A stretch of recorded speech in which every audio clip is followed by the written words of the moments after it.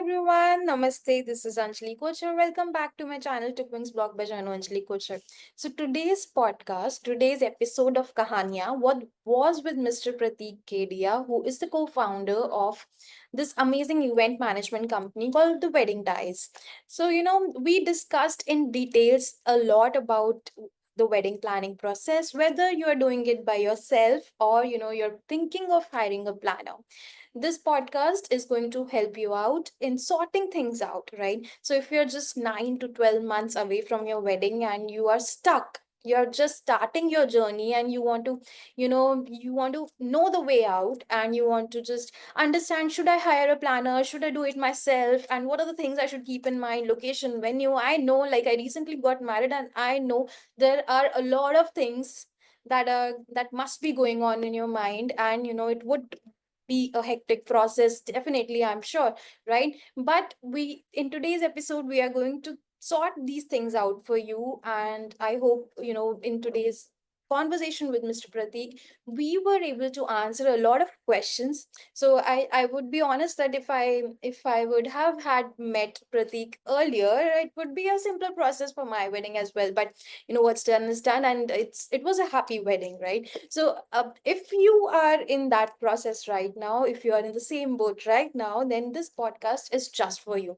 If you have any other questions related to your wedding planning process, anything that you would like to ask, you would like to contact the company, we have put in their details in the description box below. And if you want to be a part of my podcast, you can reach out to me and we can have a conversation. We can discuss your story. I would another time put emphasis on the fact that Kahaniya by Tookwings blog is all about you, is all about your story, and we are open to have you on our podcast. So let's just get started with the podcast, with the discussion of today.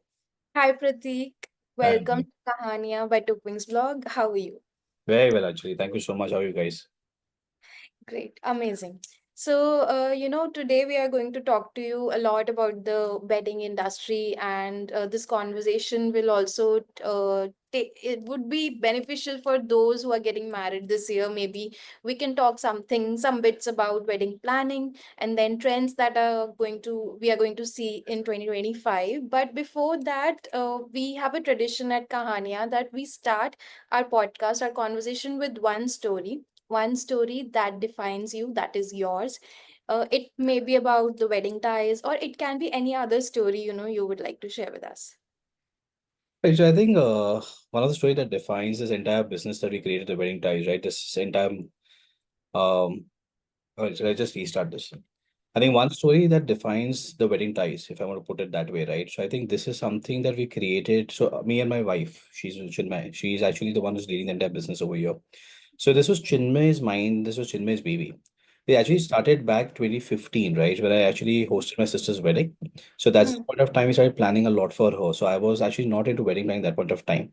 But Hmm. the passion, the fun that we saw, the entire experience that we had, right, in curating this entire wedding, I think started from that point onward. So I think 2015 was actually the stepping stone for us to actually get into this industry, understand the tips and bits of this industry, right? I think that's the start number one. I think then my partner Chinmay, she's like, let's do something interesting. Let's try and probably look at doing it. And I think wedding, one of the most important part is the happiness here. I think we're Right. doing this for the passion, we're doing this for the happiness. Yes, see, money is obviously an important factor. Nobody is going to say that money is not an important factor. But I think the passion that we look at this industry, the happiness, the way we see the brides and grooms satisfaction, right? The family satisfaction. And see, weddings Hmm. will eventually become families. It's that Right. journey of 6 months where you work with any guests or any customers, right? So ultimately they become like families to you. And this Right. entire business works on relation. This business is not like a corporate business where you have like a corporate retainer. This is a very simple relation-based business. You do the Hmm. best you can for them, you can, and the way you do it for them. Right. Right. So, something that makes the wedding ties unique, what would be that if I ask you that question? I think one of the factors that we believe makes us the most, what probably makes us unique is the personalization factor. I think we Hmm. take every wedding, irrespective of ticket size, as a very personal event, as our own event, right? So I think that's part number one. Second thing is because of our background in corporate, right? So we've been curating a lot of corporate with a lot of the promoter partners and the promoter brands also, right? So there's a lot of experience in terms of organizing operations very strongly. Right, weddings on two type of gamut. One is that we have a very strong design sense because of Chinmay's and the background and expertise. And the second, because of my expertise in the corporate side. So together as a combination, we have two core strengths in the business. Generally, what you usually see in weddings is the founders only have like they're very good at design or they're good at operations, right? Now, since Hmm. two of us being here, we are able to kind of balance both of the segments very, very strongly. So we have Hmm. the best of designing and conceptualizations with freshness and newness that you come in the industry. And Hmm. secondly, because of the operational quality, operational sense, we are able to give the best of both the outputs to our clientele. Hmm. I Hmm. think that combination is something that's worked really, really well with us. And it's done brilliantly for us, especially for our NRI customers. Like our 80% business is NRI based. Hmm. Think that has been a super fundamental for us, has been a phenomenal experience for them also, right? Because documentation, paperworking, sheets, designing, conceptualizations, personalizations, we're able to curate on all sides of the coin for them. So we are Hmm. able to cater to the brides expectations, grooms, the families. See, typically it's always been the bride has a vision, right? She has a Pinterest board that this is what I'm looking out for. Now putting Right. that into an execution, putting that on the frontage, I think that's something Chinmay specializes, and we're able to do it very, very well. The Hmm. families are like, yeah, any guest who's coming, ensure they're not getting troubled from the time they land at the airport, right? And the point they're going back and flying out of the airport. Like that has to be like an entire experience. It's just not at the venue. It's a Hmm. complete holistic experience starting from the time you're communicating the first message to them, from the Hmm. time you're saying a thank you message to them. Like that entire experience is what matters. So Right. that's how we go into curation and personalization. I'll give you one example. Say one of our Hmm. weddings, I think past December. So the Hmm. father of the bride, we made him record like a personalized message for every guest was coming in. So Hmm. the minute the guest sat in the car, the entire recording was being played for them as a welcome message by the father's voice. So Okay. we get into that kind of a detailing, get into that kind of personalization, and we get into that one of things. One of the guests, what we did is that the father had handwritten. So the father of the groom, for Hmm. every guest who was coming in the wedding, right? The Hmm. thank you gift that they give out, right? Hmm. For coming for the wedding, the thank you letter was handwritten by him for all the guests. So that's the kind of things we look at doing. So it's all about a combination between the guests, understanding what they can do, and then Hmm. creating that into a very good memory. Because these are things that holds back, right? Food Hmm. matters, decor matters, pictures, everything matters. But these small, small touch points, I think that makes the biggest difference. Right, right. Absolutely. I mean, I got married, so I understand, where you're coming from, that every detail matters, but again, it comes to happiness of the bride and groom and the family and these little Absolutely. things, of course. Yeah. Absolutely. Yeah. So, for someone who is looking for a wedding planner, let's say for this year's wedding, when should they exactly, get into talking with one? Is there a timeline to look for a wedding planner? See, generally, it's good to have like a 9 to 12 months horizon because your hotel's contract. See, one of the most important part in any planning first you get a contract with the hotel signed off, right? But Right. once your hotel is done, is when you start doing the rest of the stuffs. Your major Mm-hmm. component is always going to be the venue, the style of the venue, the decor thought of the venue. Because when your venue has something, so your hotel has venues. Now, your Hmm. hotels, let's say, is like a 200 bed property. That means you got about 450 guests. Then you have Hmm. 5 or 6 venues over there. So now you know you can play around over there. Then you have your function, then you have your artist. Now, all Hmm. of this becomes a very important part, right? So, Hmm. getting a planner on board 9 to 12 months from the day of the wedding, plus ensuring that you are getting the venue locked out within the first month. I think that's the most critical step. Beyond Right. that, things are a little more organized because it becomes a little more easier because your location is locked, your venue is locked, and your flow of events are locked. Hmm. So that gives you the stepping stone to start now constructing the entire themes of the wedding. Till this time, it becomes a very nascent stage. So you're not able Hmm. to really plan or customize any designs over here, or you're not able to really visualize a wedding over here. Right. So I'll give you a simple example. Today, when you are also looking at getting married, right? The Hmm. first question somebody will come and ask you, like, Anjali, what are you looking out for? So you'll say, no, I want to like a probably a beach wedding, or probably I want like a fort wedding, I want to like a Rajasthani royal wedding, right? So you'll have a lot of options. But the Right. day you're locked on the hotel, the day you're locked on the location, right? At Hmm. that point of time, things become more seamless. Now to lock on Right. a hotel or to lock on a venue, what you need is to understand that what is the final finish of your wedding. Hmm. How will your wedding look? What is the visualize of the entire themes and wedding? And that's what a plan can do for you. He or she Right. can help you understand, okay, this if this is a property, this is a location looking out for, this is the kind of experience you will have in the wedding, or the kind of Hmm. experience your guest would have. If this Hmm. is like, it's a Goa, or it's a Udaipur, or it's a Jaipur, right? Or if it's maybe a Chennai, Tamil Nadu, these are examples. Hmm. This is the kind of finish you're looking at a wedding. This is the kind of thematics you'll have in the wedding. This is the kind of backdrop you'll have in this property, right? Hmm. That is what gives you a better understanding for deciding, okay, this venue makes sense. This is setting my dream wedding in place. Once Right. you've done that, once your hotels are negotiated, because see, contractually on the hotel level also, you need to understand there are a lot of other Hmm. fine prints, which is Hmm. inclusions or non-inclusions, right? So Hmm. that becomes your leg number two. Now, Hmm. once you have done that, once you play the advance, now that starts the very important step after that, which you start locking your artists, your vendors, and everything like now. Right. So I think 9 to 12 months horizon is a very good time to lock up a planner. Once you lock up a planner, the first 1 month or 30 days should be focused to get a venue onboarded. Once your Hmm. venue is done, I think after that's a very smooth sale. Right, right. So, where you mentioned about location. So, do you think that people are preferring more of destination weddings these days, or what is the trend like there? Because I felt like the same last year when I was, into the planning process. I understood that maybe doing it in Delhi or maybe in Bombay is not maybe that feasible for me, but what sounds exciting is to do it at a destination. So what are your thoughts on that, and maybe let's talk about data as well when it. All right, so let me kind of help you divide into two parts. Now, one could be a commercial angle, second is the experiential part of the stuff. Now, when we talk about, let me take up the second one first, right? So, which is the experience. Now, today, when you're doing a 2 day wedding, which is 2 day destination, which is 2 nights, 3 days as a wedding. Now, people who are coming for the wedding are with you. They are there with every function. They're coming there to enjoy. When it's a local wedding, they're coming for a certain function or they're for half the functions. They are one leg in, one leg out, right? The entire fun factor, the experience always changes. So one of the Right, biggest difference in a destination is that they are with you for 2 days, 3 days. They are with you only for certain hours. right, That completely changes the way a person is going to come enjoy in the function. They're going to have a good time, right? And becomes more easier. Second thing, the crowd count. Now, domestically, when you're doing a wedding very local, right? Your hmm, crowd increases because it's a local wedding. You probably want to call your office crowd, you want to call your company crowd, hmm, your maybe societies, your friends. Every person kind of gets invited. If it right, becomes destination, the crowd kind of reduces to a certain extent, right? So that almost goes on maybe 40% of the crowd that you're looking out for, maybe 30%. Now, in hmm, that differential maker, you are able to create a more personalization. right, Otherwise, locally, for 1,000 people, 800 people, it gets a little more difficult to experience hmm, that.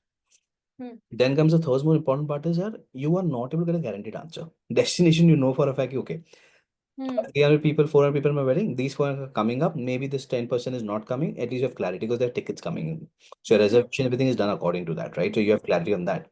In the local wedding, you've invited 800 people, only 600 turn up. You've invited 800 people, 900 turn up. Like it depends because you hmm, cannot really put a complete phone count on who's going to be there, who's not going to be there. So that's hmm, always a gray area that's always going to be a part of the discussion, right? So that hmm, becomes another problem statement. So you always take a slightly larger venue, start going all out on that periphery. hmm, Now comes a commercial angle. See, commercially, definitely a destination is not going to be more economical, but it's going to be something that is a better experience. So right, spending, let's say, about 3 4 CR in a wedding in Bombay, hypothetically, or hmm, maybe in Delhi, and the same hmm, thing at about 3 4 spends in the terms of Udaipur or Jaipur, maybe Goa as a wedding. right, The the quality of the experience changes drastically. right, So I think one of the major differences, the commercial may not be as big of a difference maker in terms of the expenses, hmm, but in terms of the experiences, the same amount can give you a far better experience.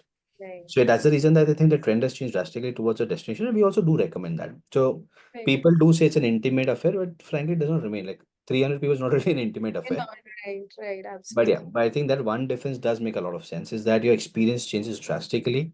People are Hmm. locked into your functions with you, and that's a different fun altogether. Right. So we spoke about time, we spoke about, location. So next, so if someone is looking for a wedding planner as a whole, what are the key factors do you think that they should, keep in their checklist that ye to hona hi chahiye, something like that? All right, so I think typically the very first thing is about the comfort zone. I think every guest who wants to lock on a planner, right, they will probably talk about maybe 6 or 7 of them at an average point of time, right? So they'll talk to maybe 5 6 different planners, maybe 7 of different planners. Some Hmm. are recommended by friends, some by family, some could also be somebody's wedding they have attended, like the entire experience altogether. In all, what matters is number one is the comfort zone. Are you really able to build a comfort with the person? Because Hmm. that is what going to stay with you for the span of the next 9 months to 12 months. That's part number one. Part Hmm. number two is you need to kind of have very clarity wise at what are you looking out for and the expectation mapping. Hmm. Because a planner needs to understand your expectations, able to draft or craft your expectations and work around that. So that Right. synonymity and that understanding becomes the most important part. Because if Hmm. you're not able to sync on that perspective and the comfort part of it, everything else becomes a concern on a later date. So a lot of Hmm. friction that gets created, right? Hmm. Third, obviously, becomes the most important thing is the inclusions. Like when a planner is saying that I'm going to do this for you, what are the inclusions? Hmm. Typically, what the guest always comes back says, give me this, give me that. Or the planner will come back and say, I'm doing everything for you under this cost. But everything means that you are now restricted to a certain budget. Hmm. Very advisable that you take a planner, take a log budget with a planner where Right. management services included, Hmm. and keep an open-ended option available when it comes to your services, like your maybe an anchor, maybe an artist, or Hmm. maybe your other periphery stuffs, right? Because I think some of the cities has a very large trend where they used to pay a certain amount that Hmm. includes all your entries, that includes all your artists and everything. But what happens now, you're restrictive. Right. Vice versa, when you're only doing a planning as a management cost, and then everything else becomes a little more freedom, you have a better choice to decide. Hmm. So Hmm. you don't feel restrictive or you don't feel compromised tomorrow. Right. So I think that becomes the most important part of it. And I think the larger factor will always remain is the experience, whether a certain planner has an experience in a certain location. Hmm. So Hmm. it is not necessary that he or she may have worked in a certain venue altogether. Not necessarily that everybody has worked in every venue. Hmm. But if Hmm. they have worked in a certain city, they understand the trends of that city, right? Right. Then it is good enough to go ahead with a planner in that periphery. It is not compulsive that he or she has done a wedding there in that venue, maybe multiple of them, right? And only then they are probably to sustain very, very well. Hmm. Hmm. That changes a lot of dynamics also. So I think, yeah, I think that's the kind of thing that you need to know from a planner's perspective first. And in terms of basics, in terms of hygiene, I think, yeah, it's a basic contractual understanding, ensure the inclusions are known to you, and Hmm. it's fixed fee model rather than a variable model, because then it becomes too much calculative. Hmm. Hmm. And I think one of the most important thing that I have always recommended my guest also is that the kind of teams that's being finalized, right? When there's something called as manpower cost in every wedding, Hmm. that's the kind of team is which is coming for your wedding as a support on the span of those 2 days or 3 days. Hmm. Don't try to corner cut there. Hmm. Those team of 15, 20 people coming for your wedding, whether Hmm. it's an inclusion or whether it's a separate payout, right? To the plan, it depends how your contract should be negotiated. Let Hmm. that be a good team and a fair team. And let the count not the negotiate just to drop in a number down. Hmm. Because that 48 hours to 72 hours, that's the team is to function and want to handle the entire events. Hmm. One person cannot run everywhere. Right. So that's something you should never corner cut. That's something you should always have a good team and good pay scale, because that will make your life very, very easier on the day of the events. Hmm. Or Hmm. that shortfall is going to start causing a lot of nightmares, because you'll always feel shortfalls of people not able to deliver and they will end up being too engaged. Hmm. Hmm. Hmm. I think the last thing when it comes to contract negotiations, if you hire a planner, don't stress by having every family member also getting involved in the coordinations, right? Because that's the whole point of having a planner. You don't need your families to coordinate and take care of the rest of the stuffs. Let Hmm. them come, let them enjoy, have a single point of spock or 2 points of spock, one from the side of the family of the bride and one on the side of the family of the groom, right? So just bifurcate that part of it. Hmm. Hmm. Hmm. Hmm. Hmm. Yeah, I think that's about it, as simple as that. Right. So, when someone thinks about hiring a planner, they also think about, maybe specifically in India, I would say that they also think that we can also do it by ourselves. So, why do you think that, people should now shift their focus from DIY to hiring a planner? Or do you think that is it a good thing, or they may also do it by themselves? All right, so I think in terms of planning a wedding, right, when you talk about it, it's about how you drive a car. You can self-drive a car, you can have a driver do that for you, you can have a chauffeur do that for you, right? It's an experience you Mhm. talk about it. Right. It's the same way that you can do that. I can drive probably a Maruti Alto, I can drive probably a Mercedes, right? It Hmm. depends on the experiences altogether. I'm not saying the plan is a Mercedes or a guest is a Maruti Alto. What Hmm. I mean by this is that it's all about the experience. Our planners know the current trends. They understand what is in newness in the market. They can get you better ideas, better thought processes. They can help you organize the overall experience better. Hmm. Now, wedding, when you conduct a wedding, right, that thing remains with you for the lifetime. Right. The guests who are coming there, the experience remains with them for the lifetime. It is Hmm. not that you've just done it for 2 days and it's done. Right. But it's done phenomenally well, you will get credits for it for the next 5 years, 10 years. Hmm. Hmm. If there are things that are not very comfortable, you get the slap back for it also coming for the next 5, 10 years. Hmm. Hmm. Hmm. All planners are coming and doing is to give you the best of things on your table, give you the right information, give you the right understandings, and also ensuring there's a smoother experiences. And see, when you're spending so much of money, spending Hmm. a few percentage of the entire amount you're spending in a wedding just to ensure that you are able to enjoy your own weddings. Right. Right. So that's the whole reason you spend money, right? Because you're spending, let's say, X amount and you're spending 5% or 10% of the entire amount to Hmm. ensure you are able to enjoy the amount that you're spending for the entire your child's wedding, right? Or your own wedding. Hmm. Hmm. So what would you rather choose? Do you want to ensure that you save that 5%, or do you want to ensure that no, let me spend 5% extra, but I want to enjoy that next 3 days of my wedding or my daughter or my child's wedding? Hmm. Hmm. Hmm. That's Absolutely. the all mindset decision. Yeah. And see, Hmm. people still do, right? There are people who are still getting married, who are still doing everything on their own. But Hmm. then it does becomes like a entire I think it becomes like a Herculean task for them. Hmm. We've had so many people who have come to us on the ninth hour and say, "Okay, Ash, if you got a wedding in like 15, 20 days, there's Hmm. so much that is pending to be done. I don't have space and bandwidth." It's like SOS situations, right? Hmm. Then Hmm. there are people who come like 2 months in advance to the wedding. It's like, I've tried doing everything on my own, but things are not worked out. Now, Right. if you are prepared, I want to do it on my own, then be mentally prepared, start doing it much early and ensure things are done. Right. If you want to ensure that you want to have a very relaxed affair, don't want to take stress for anything, and be very comfortable on the day of the weddings and enjoy that thing with your guests and your families, then Hmm. have a plan. Right. Absolutely. I think that's the rock bottom. Ideas wise, conceptual wise, what planners can give you. Obviously, you can search on Google, you can search on different locations, speak to your friends and families. That's a different ballgame. Hmm. But yes, that difference of professional experience of somebody doing 10, 20 weddings a year Hmm. versus somebody who's going to do one maybe in a year or one in 10 years, that Hmm. difference will always remain. Right, right. And if we talk about, if we talk about India specifically, so what are the hotspots maybe? And if the trend is changing, you can talk about that as well. What are the hotspots for 2025 if we talk about Indian weddings? Like where can people get married or think of having their own wedding?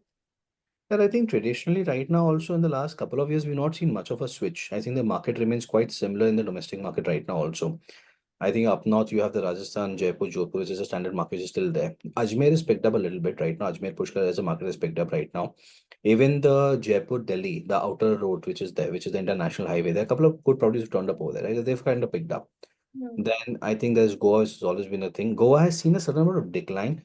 Ironically, a lot of people have been talking that Goa is not a preferred because we've already had weddings in the families done in Goa. We've already experienced that. So people are choosing to move away a little bit from Goa right now and Hmm. go down south. So down south has seen a lot of trends right now and pick up. Sri Lanka has been seeing a lot of traffic also. Like Sri Lanka, I do believe it's a different country altogether, but yeah, it still becomes very closer to the country of India, right? It's just a very short flight. Plus, there's Hmm. a lot of options, a lot of stuff available on that side of town.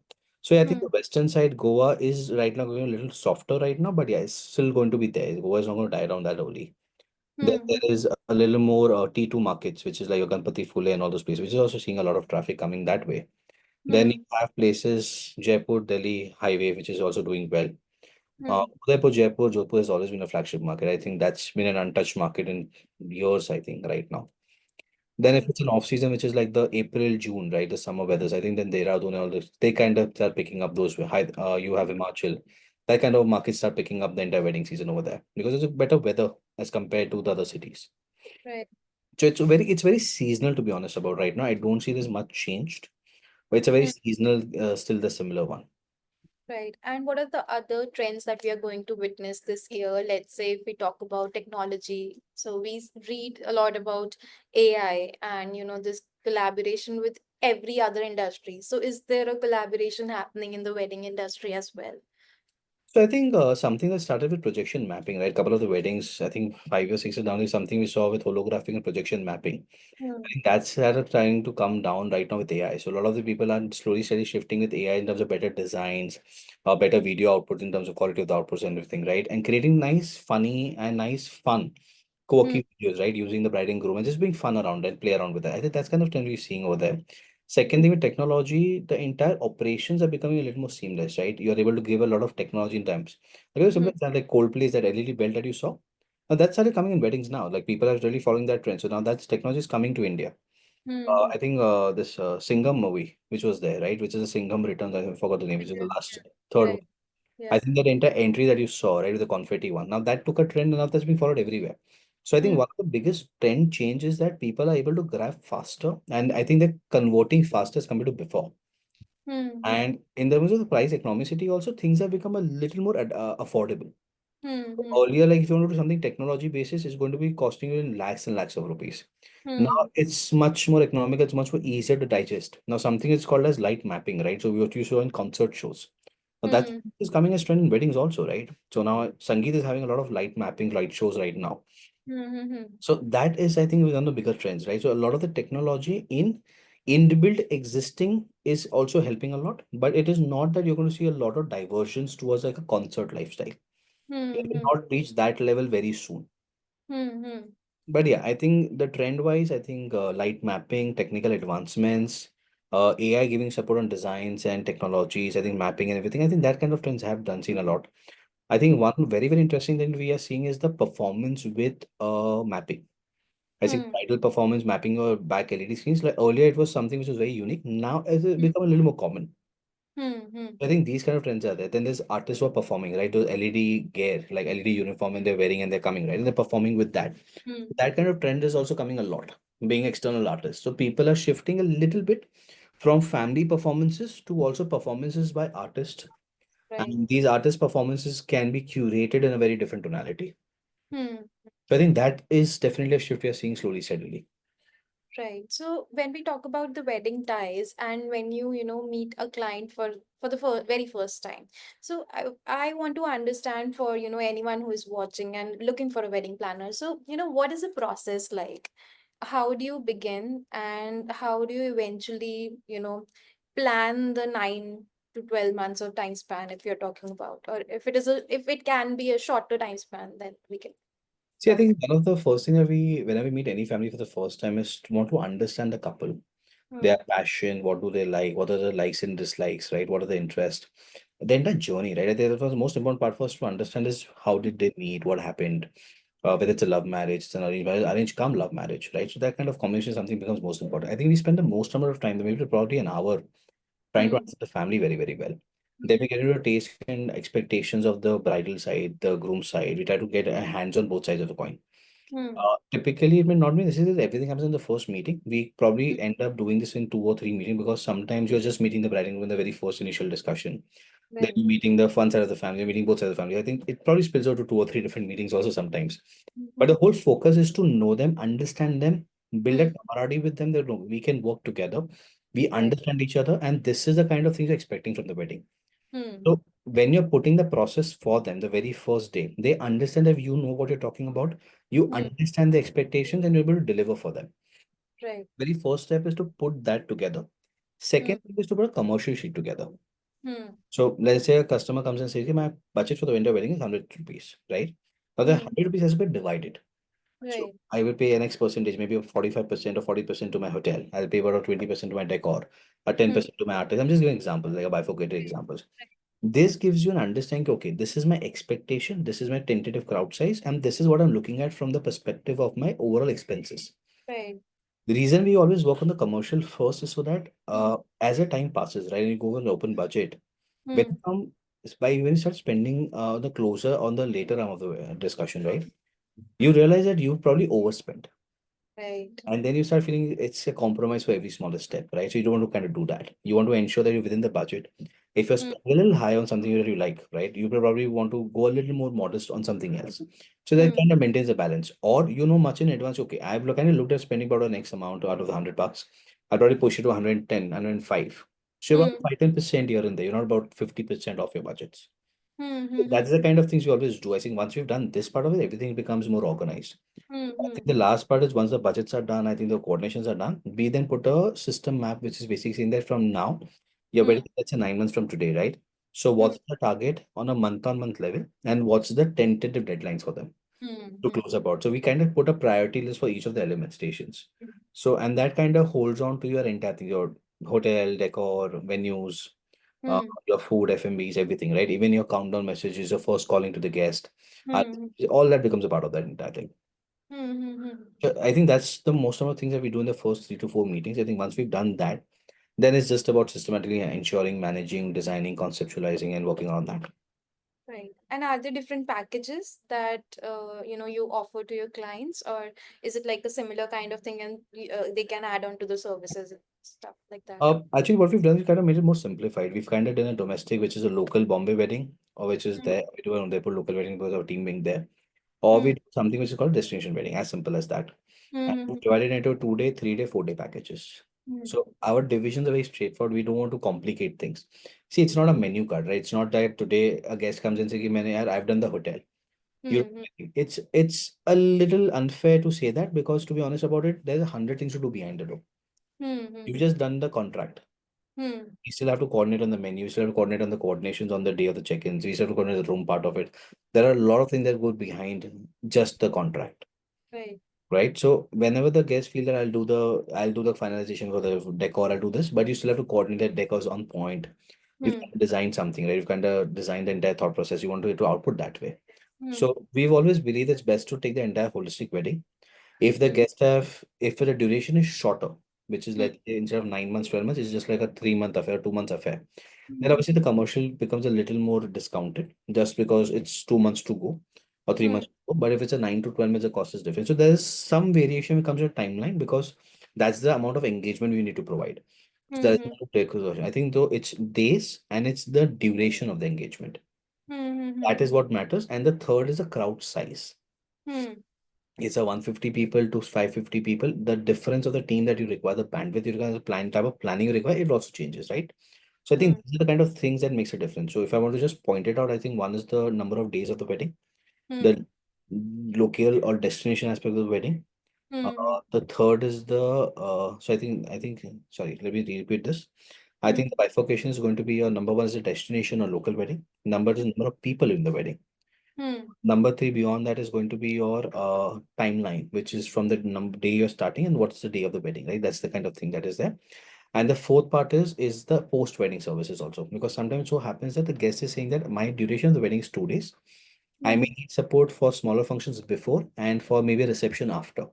So that Hmm. extension becomes that, with that or without that. So that's I think that's the only combination we look at it, nothing beyond that. Hmm. Hmm.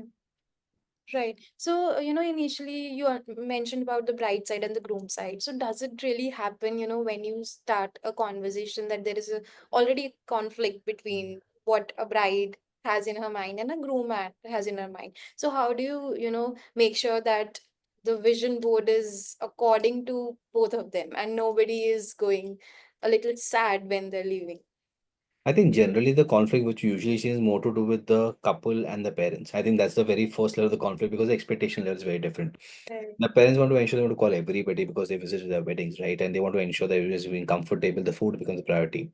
The Mm-hmm. couple here, I've not met them in so many years. I don't know them. Why should I call them in the wedding, right? That's usually where the Right. discomfort starts from the conversation.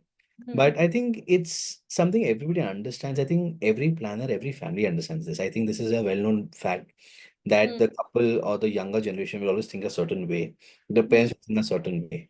So you have Mm-hmm. to always bridge it. I think the bridges are more easier killed because parents is going to look at comfort, venue, best Mm-hmm. of stuffs. Couple will look at budgeting, the vision, the design.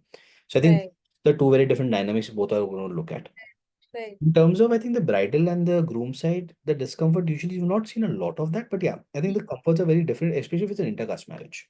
Hmm. That's where there becomes a little more, I think, disconnect because Hmm. the rituals are different, expectation different. It could be very extreme also, right? If it's a Punjabi and a Jain wedding, right? So that becomes a very extreme one, right? So they want non-veg and liquor, they don't want anything. Right. I think that kind of becomes like a little more a little more different, but I think it works now. Hmm. Probably a few years down the lane, I would have said that things were a little more different. I think people less acceptance was a little more lesser. I think with the new trend, the new generation, the parents are a little more accepting. So even the intercaste marriages acceptance are different and they're open to exploring. Hmm. That's where the destination comes as a very big part. That's a destination wedding. Yeah, we need to do this, we need to do that. So Hmm. acceptance changes in that dynamics. Right. And is there a difference when it comes to planning a love marriage and an arranged marriage? Not really, yeah. I don't think it's there. I think the only difference probably what we foresee is the journey. So if it's Hmm. a love marriage, there's a lot of journeys that you know about the couple. There's a lot of things you can talk about. In terms of arranged marriage, it's a lot driven by the family in terms of today.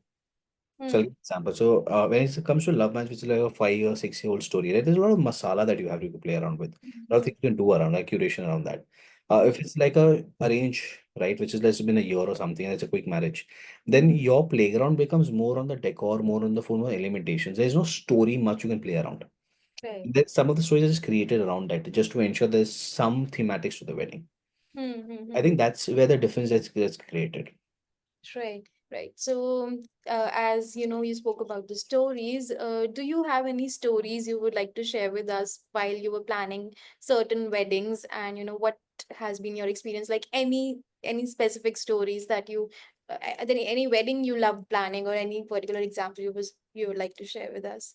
Yeah, see, I think in terms of every wedding that we've done till date, we've had a good time with every of our guests. We've all of us have been the same for us. I wouldn't want to choose any one over the other. I think that's something I'm never going to do because all of them mean special to me.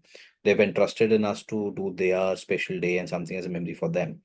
But I do hold some discussions very close to my heart in terms of the way we will do this. So we had a Hmm. bride who was willing to try really new stuffs, right? She was willing to go on board. So Hmm. I think there was a bride we had. So her entire entry was her entry was by a jetty, right? So she came by motorboat all the way to the beach. Then she Hmm. took a jeep, like an open jeep, and she came for a fera dancing. So I think that was one of that was very really fun element that we saw in the wedding.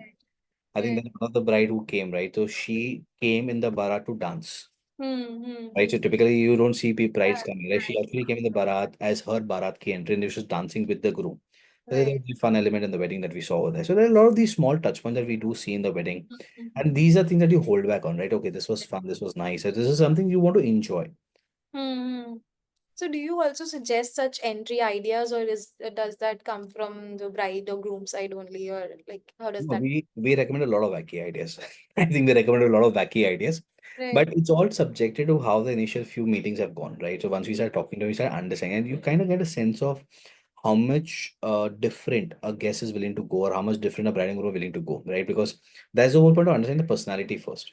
Right. See, sharing a wacky idea, something that may not look natural, is not Right. going to come very good on pictures, right? So it has to look natural. So when Right. we recommend something, it has to be picturestic enough. So it Right. has to be natural for a person to do it. Hmm. Hmm. In very normalized, normal currency, what happens is that a bride will be doing a lot of stuffs, right? A groom is not going to do a lot of stuffs. Now, when Right. you force fit something for him, his Hmm. pictures really look very cautious. So he's Hmm. so conscious in that conversation is not fun for him. Right. So we always want to create ideas that makes him look natural, something which is well up his domain, and it Hmm. connects to people, right? No, this guy is this or this girl is this or this fan. They're this. So it kind Hmm. of connects very, very well for the people looking at that also on a later date. Right. Absolutely.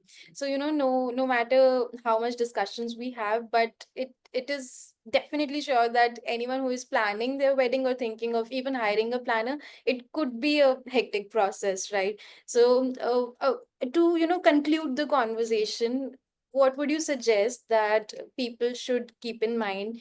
A couple of points you would like to share with everyone who is going to plan their wedding in maybe November, December, or something like that. So, what would be the key points that they should definitely keep in mind while planning a wedding or hiring a planner?